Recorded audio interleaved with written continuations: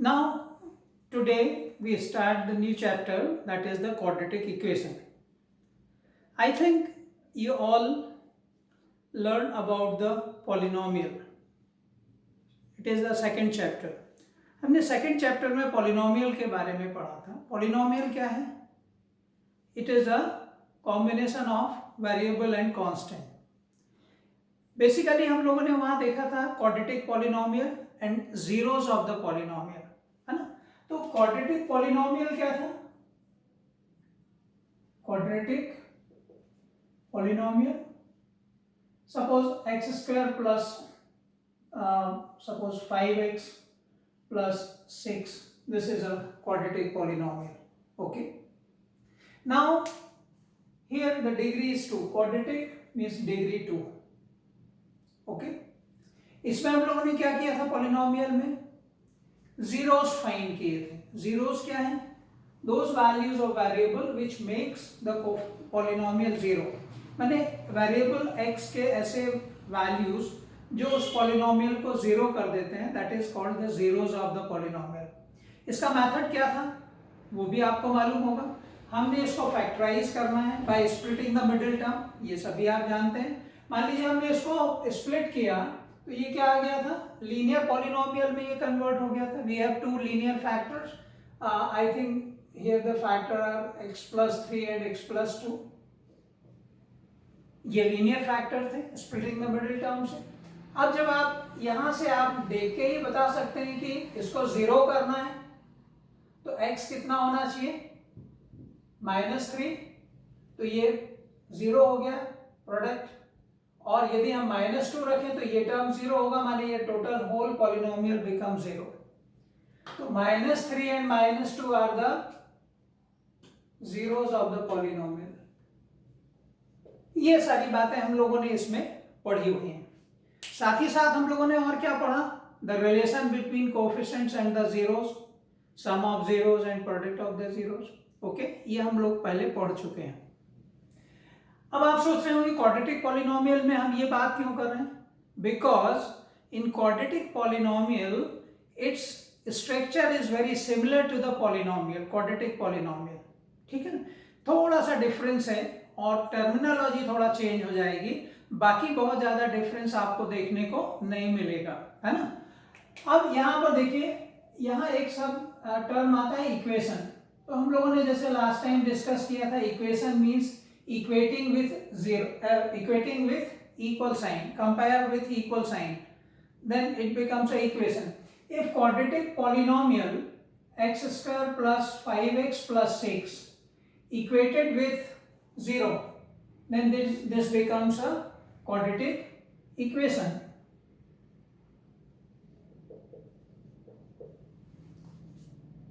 Clear? Now, और कैसे form हो सकता है? When we multiply two linear polynomials and equate it to, for example, x, मान लीजिए 2x plus 1 multiplied with x plus 1, what we have? Equals to 0. If we multiply these two terms, then it gives a quadratic term. देखिए कैसे मिलेगा आपको?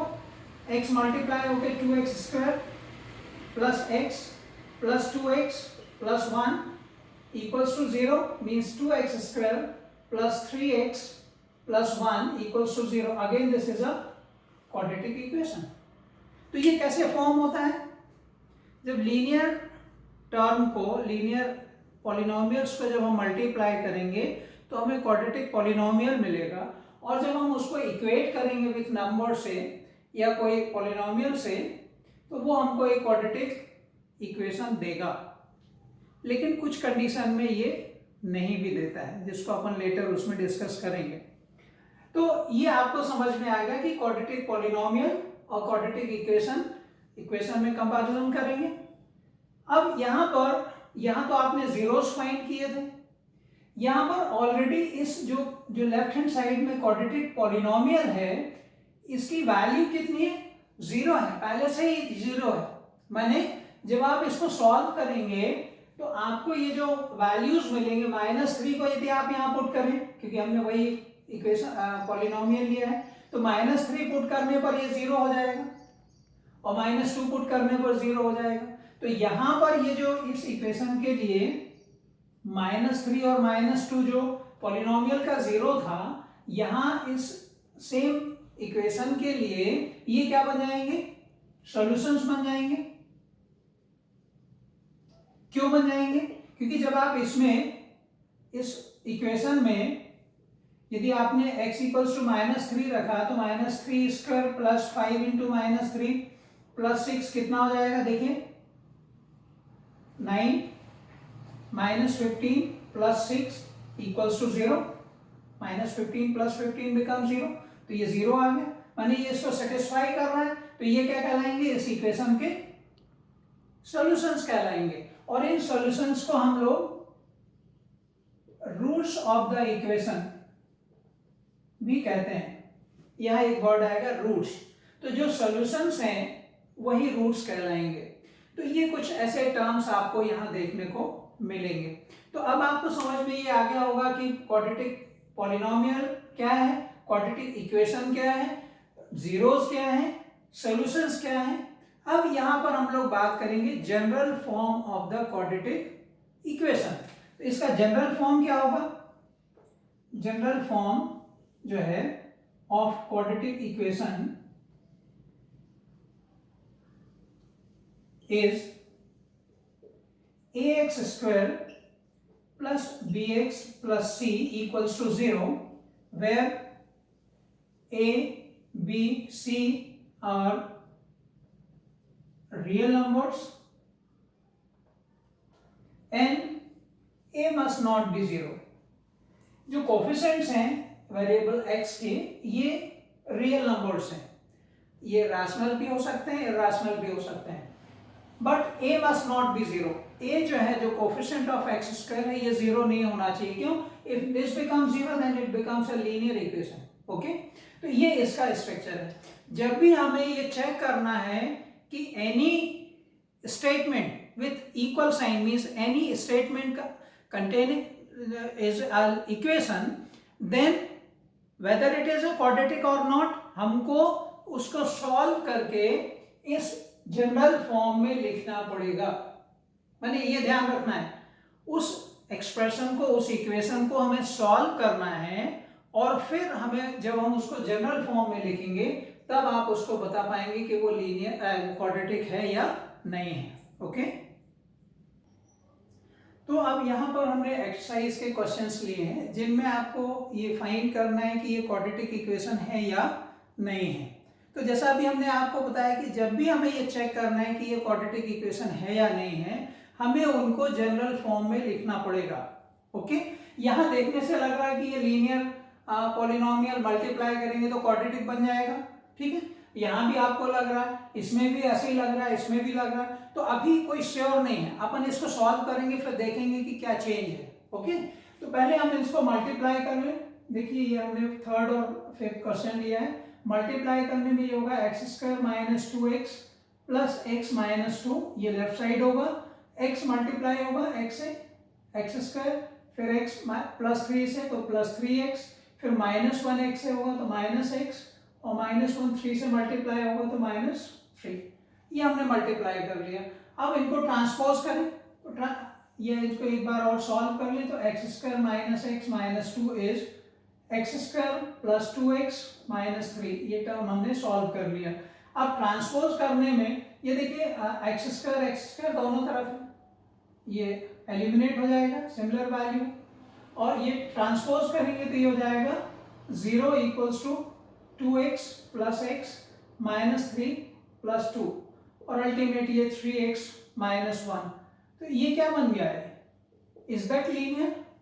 Is that quadratic? No, it is a linear, है ना? Is not a quadratic equation।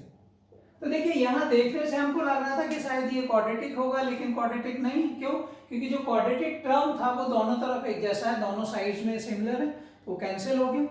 यहाँ देखें, यहाँ भी अब 2x मल्टीप्लाई होगा x से, 2x square, then minus 6x minus x plus 3 equals to x square plus 5x minus x minus 5, और अब ये सॉल्व होके क्या होगा, 2x² minus 7x plus 3 equals to x² plus 4x minus 5।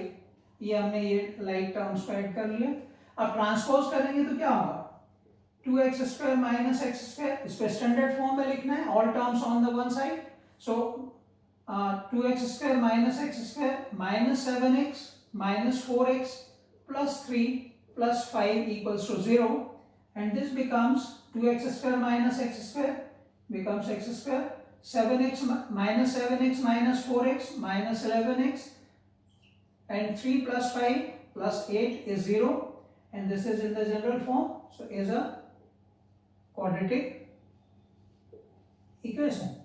तो कहने का मतलब ये कि जब भी आपको ये चेक करना है कि जो एक्सप्रेशन है, इक्वेशन है, वो क्वाड्रेटिक है कि नहीं है, तो आप उसको पहले सॉल्व करेंगे।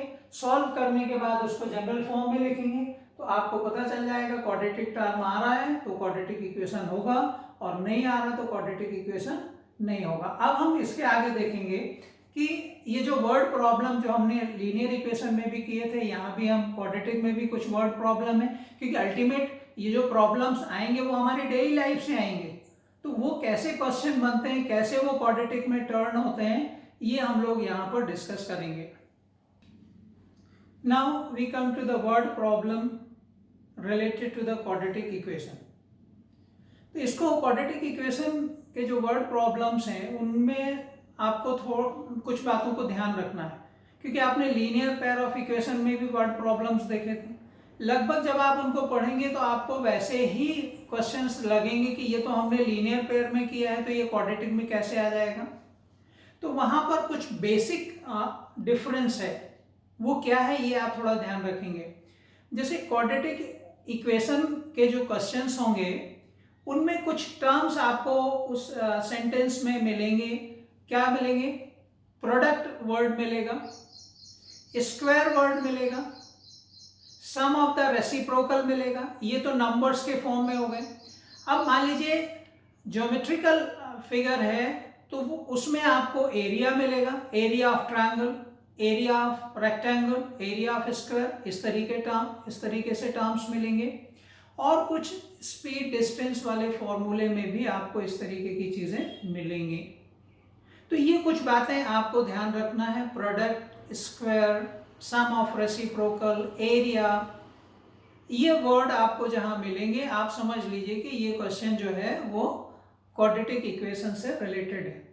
लीनियर में आपको सम ऑफ वैल्यूज मिलेगा, डिफरेंस ऑफ वैल्यूज मिलेंगे, इस तरीके के बाद। या फिर ज्योमेट्री में देखेंगे तो पेरीमीटर मिलेगा, वहां एरिया नहीं मिलेगा, वहां पेरीमीटर मिलेगा।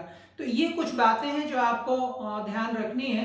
तो लीनियर और क्वाड्रेटिक के क्वेश्चंस को आप इजीली डिफरेंशिएट कर सकते हैं।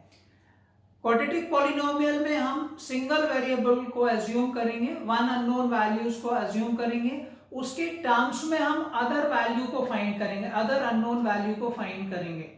कुछ क्वेश्चंस जब हम यहाँ लेंगे उनमें हम डिस्कस करेंगे, लेकिन ये बात आपको हमेशा ध्यान रखनी है।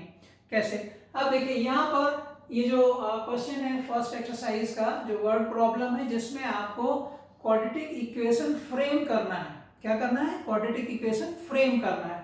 अब क्वेश्चन क्या है, the area of rectangular plot is 528। जब भी हमने आपको बताया एरिया आ गया माने ये क्वाड्रेटिक इक्वेशन से रिलेटेड है।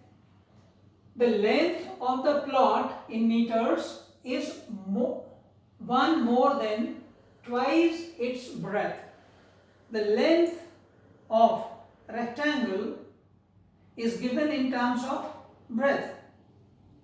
We need to find the length and breadth, माने आपको जो इक्वेशन फ्रेम करना है उसकी रिक्वायरमेंट क्या है, we need to find its length and breadth. इसके लिए आपको इक्वेशन फ्रेम करना है। चलिए, तो अब यहाँ आपको एक बात तो क्लियर हो गई पढ़ने से कि एरिया है माने ये क्वाड्रेटिक इक्वेशन है। दूसरा, length is given in terms of breadth, so we assume let the breadth of the rectangle. मान लीजिए ये एक रेक्टेंगुलर प्लॉट है, इसका ये लेंथ होगा और ये ब्रेथ होगा। So let breadth of rectangular plot be x meters. Okay, So what is given? Length. So therefore length becomes one more, माने plus one, किससे? Twice of its breadth, twice of its breadth and one more, this one in meters. So length of rectangular plot becomes 2x plus 1, one more than twice of its breadth. Now what is given? Since area of rectangle is length into breadth. What is given? 528 is the area, is equals to length is how much? 2x plus 1 and breadth is x. Now you multiply this, we have 2x square plus x is 528, and if we transpose these terms, we have 2x square plus x minus 528 equals to 0. So this is the quadratic equation which we have to frame. Quadratic equation क्या हो गया? 2x square plus x minus 528 equals to 0. x क्या है? breadth, one unknown है. अब इसको solve कैसे करेंगे? कैसे हम इसकी लेंथ एंड ब्रेथ फाइंड करेंगे? तो यहाँ हमको इक्वेशन तो मिल गया, माने ये इस क्वेश्चन का ये पार्ट खत्म हो गया. लेकिन अब इसमें हम अननोन वैल्यू कैसे फाइंड करेंगे? तो पॉलिनोमियल में जैसे हमने स्प्लिटिंग द मिडिल टर्म किया था कि नहीं किया था, तो वैसे ही हमको यहाँ पर ये स्प्लिटिंग द मिडिल टर्म करने से हमको लीनियर फैक्टर्स मिल जाएंगे और उससे हम ये अननोन वैल्यू निकाल लेंगे. तो अब देखिए इसको कैसे हम स्प्लिट करते हैं. ये क्वेश्चन का ये पार्ट यहाँ खत्म हो गया, ये ध्यान रखना है. इस क्वेश्चन का ये पार्ट यहाँ खत्म हो गया. लेकिन अब मान लीजिए हमको, हमारे मन में एक क्यूरियोसिटी है कि हम कैसे फाइंड करेंगे. तो देखिए यहाँ पर स्प्लिटिंग द मिडिल टर्म में हम क्या करेंगे, जो हाईएस्ट डिग्री टर्म है 2x स्क्वायर और कांस्टेंट टर्म है कितना है माइनस 528, इसको हमने मल्टीप्लाई किया तो ये कितना हो जाएगा. इसको यदि हम पहले नंबर्स को देखें, अब इसको हम इस तरीके से फैक्टराइज करें कि इनका सम कितना हो 1x हो. ओके, तो 1x लाने के लिए पहले हम ये नंबर्स जो है इनको फैक्टराइज करें. तो x स्क्वायर हो गया माइनस एक्स स्क्वायर 2 इंटू 528. अब 528 और 2 का कोई डिफरेंस या सम 1 नहीं है. अब इसको और फैक्टराइज करें क्योंकि 2 तो प्राइम फैक्टर है, तो ये हो जाएगा माइनस एक्स स्क्वायर. अब यहाँ देखिए 2 इंटू, इसको 4 से डिवाइड हो जाएगा, 4 इंटू 132. अभी भी 4 2 से 8 और 132 में कोई ऐसा डिफरेंस 1 का नहीं है. अब minus x square into 2 into 4 into again by 4 into 4 3 12, 4 3 12. अब देखिए ये 33 और यदि हम इनका एक पेयर बना लें minus x square into 4 4 16 2 32 into 33, तो ये जो नंबर्स है इनका जो डिफरेंस है वो कितना आ रहा है 1 आ रहा है. तो अब देखिए ये क्या हो जाएगा, सम जो है वो पॉजिटिव चाहिए, तो 33x into minus of 32x. तो ये हमारा ये जो टर्म था इसके ये फैक्टर्स आ गए. क्लियर हुआ. हमने नंबर्स को फैक्टराइज किया क्योंकि ये एक्स स्क्वायर तो x इंटू एक्स हो जाएगा. तो अब ये जो हमारा इक्वेशन था ये हो गया 2x square plus 33x minus 32x minus 528 equals to 0. अब हम इसको स्प्लिटिंग द मिडिल टर्म से सॉल्व कर रहे हैं. तो यहाँ से कॉमन क्या आएगा, x कॉमन होगा, तो 2x प्लस 33. ओके, यहां से माइनस 32 कॉमन आएगा. यहां देखिए 528 में एक मिनट कॉमन देखिए 16 इंटू 2 32 क्या होगा 16 इंटू 2 ये 13 हो, और 33 तो 33 इंटू 2, यदि यहाँ 16 कॉमन आएगा 32 नहीं आएगा 16 कॉमन आएगा तो ये होगा 2x प्लस 33 इक्वल्स टू 0. ये यहां से आपको समझ में आया. देखिए 4 4 16 और 33 इंटू 2 becomes 528. क्लियर? यानी 528 को हम क्या लिख सकते हैं? 33 इंटू 16. ओके, क्लियर हुआ? तो अब ये 16 कॉमन हो गया। अब यहां से देखिए 2x प्लस 33 कॉमन है, तो रिमेनिंग टर्म क्या हो जाएगा? x minus 16 is 0. Again since product is 0, so therefore either 2x plus 33 is 0 or x minus 16 is 0. तो यहां से कितना हो जाएगा? x equals to minus 33 by 2 और x equals to 16. तो देखिए यहाँ we have two values of variable, but x is what? Breadth. It will never be negative. So what will be the breadth of the plot? 16. Since x equals to minus 33 by 2 is not possible. Why? Because it is a length, so it will be not negative. So breadth of the plot is 16 meter. So length becomes, length कितना आ जाएगा? 2 into 16 plus 1, ये हो जाएगा 33 metre. तो ये एक मतलब part था कि इक्वेशन फ्रेम होने के बाद यदि हमें वैल्यूज फाइंड करना है तो स्प्लिटिंग द मिडिल टर्म से हम इसको सॉल्व कर लेंगे. ऐसे आपको नेक्स्ट एक्सरसाइज में ऐसे क्वेश्चंस मिलेंगे जिनमें आपको अननोन वैल्यूज को भी फाइंड करना है. तो यहाँ एक बात आपको ध्यान रखनी है कि जो क्वेश्चंस है उसको बहुत ध्यान से पढ़िएगा. आपको पढ़ने से ही पता चल जाएगा कि वो क्वाड्रेटिक है या नहीं है. Now we come to the second exercise in which we have to solve the quadratic equation by factorization method. तो factorization method क्या है? Splitting the middle term. आप middle term को split करेंगे, then you get the factors of the quadratic part. Now here I take a question in which the values are irrational. कुछ बच्चे जो हैं वो irrational values को देख के घबरा जाते हैं. घबराने की बिल्कुल जरूरत नहीं है. नॉर्मल जो हमारी प्रोसीजर है उनको वही फॉलो करना है. अब हमें इसको स्प्लिट फैक्टराइज करना है, स्प्लिटिंग द मिडिल टर्म. आप यहाँ पर देखिए हमारे पास जो constant term highest degree term क्या है? √2x². और कांस्टेंट टर्म क्या है? 5√2. इन दोनों को हमने मल्टीप्लाई कर दिया. तो मल्टीप्लाई करने में कितना होगा? √2 multiplied with √2 it becomes 2 into x² into 5. और अब इनको मल्टीप्लाई कर लें तो ये हो जाएगा 10x². 10x² को हम इस तरीके से स्प्लिट करें, फैक्टराइज करें कि इनका सम 7x हो. तो डेफिनेटली 5x इंटू 2x ये इसके फैक्टर्स आ जाएंगे. तो ये स्प्लिटिंग द मिडिल टर्म हो गया. अब यहाँ देखिए जो मिडिल टर्म 7x है उसको हम 5x प्लस 2x के फॉर्म में लिखेंगे. ये हो गया √2x² plus 5x plus 2x plus 5 into √2 equals to 0. Now taking common, तो यहाँ √2 और 5 there is no common factor क्योंकि ये रैशनल है और ये रैशनल वैल्यू है.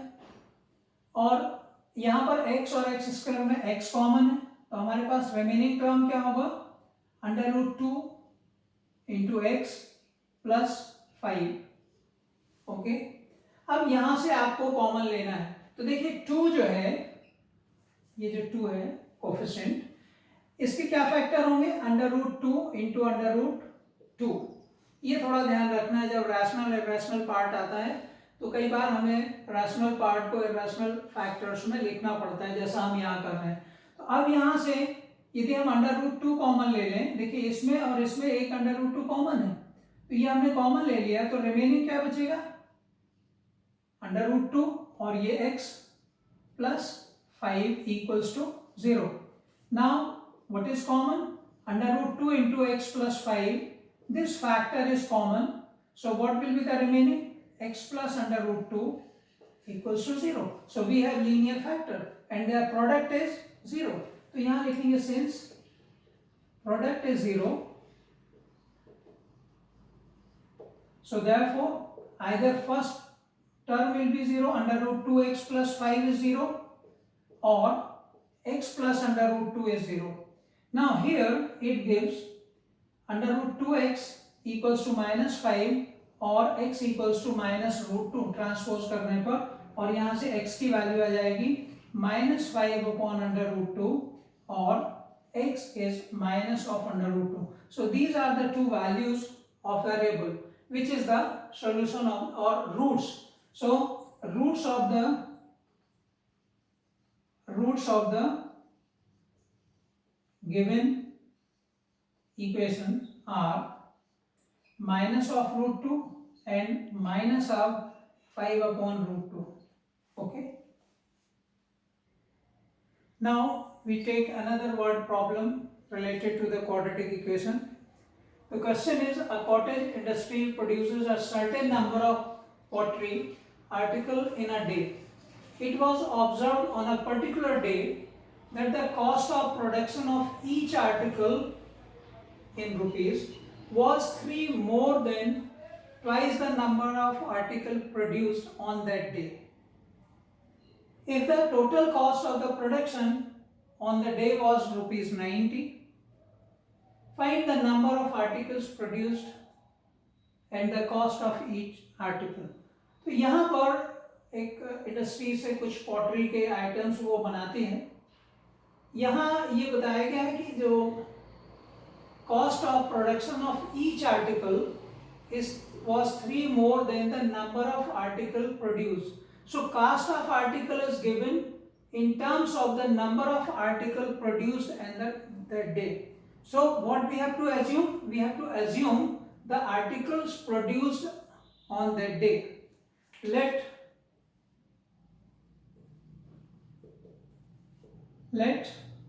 the number of articles produced on a day was X. Okay, articles produced on that day was X. So what will be the cost of? So therefore cost of each article is how much? 3 more than twice the number of article produced. 3 more means plus 3, then twice the number of article, 2x. So this is the cost of each article. It will be in rupees. Okay. Now the second part, if the total cost of production on that day was 90, तो total cost कैसे आएगी production की? एक article का जो cost है और जितने आर्टिकल उस दिन प्रोड्यूस हुए, तो यहाँ x आर्टिकल प्रोड्यूस हुए और each article cost rupees 2x plus 3, so their product will give the cost of production. So cost of production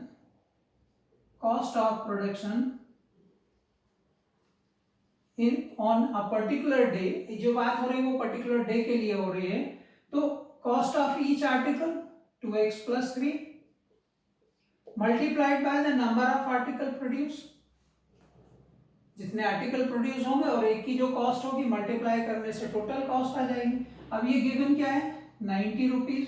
इसको मल्टीप्लाई करें तो 2x स्क्वायर प्लस 3x, और इसको यदि हम ट्रांसपोज करें तो ये हो जाएगा 2x square plus 3x minus 90 is 0. So this is the equation related to this problem. अब यहाँ पर हम इसको सॉल्व करेंगे. Now we solve this equation by splitting the middle term. अब splitting the middle term में हम क्या करेंगे? जो highest degree term है और जो constant term है इनका प्रोडक्ट निकालेंगे और प्रोडक्ट के ऐसे फैक्टर्स निकालेंगे जिनका सम कितना हो 3x हो. तो आप देखिए यहाँ पर हमने 2x स्क्वायर और माइनस 90 इनको मल्टीप्लाई किया, तो मल्टीप्लाई करने में हम ये माइनस एक्स स्क्वायर माइनस ये साइन हो गया minus x square into 2 into 90. अब यहाँ बेसिकली नंबर्स को फैक्टराइज करेंगे, तो ये minus x square as it is होगा इंटू 2 इंटू 90, प्राइम फैक्टर क्या होगी 2 इंटू 45. ओके. अभी भी 2 इंटू 2 4 और 45, इनका सम और डिफरेंस 3 नहीं है। फर्दर और हम मल्टीप्लाई फैक्टराइज करें इसको, 2 into 2 into 45 is factorise by 3, next prime factor is 3, so 3 into 15। अब इनका कॉम्बिनेशन देखिए, 2 2 सा 4 3 सा 12, ये 12 हो रहा है, ये 15 हो रहा है, माने इनका जो डिफरेंस है वो 3 आ रहा है, माने हमारा काम बन गया। तो अब ये क्या होगा, minus x square into 12 into 15। अब इसको हम इनका कॉम्बिनेशन बना लें जिनका सम +3 हो, ये हो जाएगा 15x, एक्स स्क्वायर को हमने x इंटू एक्स में किया, into -12x. Okay, so these are the two factors of this middle term. So we write middle term into this form of factors. So plus 15x minus 12x minus 90 equals to 0. Okay, now we take common. So what is common? Constant में कोई common factor नहीं है, x common होगा यहाँ पर, तो ये कितना आ गया 2x प्लस 15। अब देखिए माइनस, यहां से क्या होगा, 90 इज अ मल्टीपल ऑफ 6 और यहाँ 12 is a multiple of 6, so 6 common आ जाएगा, 2x प्लस, देखिए -6 कॉमन लिया हमने तो ये साइन प्लस हो जाएगा, और यहाँ पर कितना होगा 15 इक्वल्स टू 0।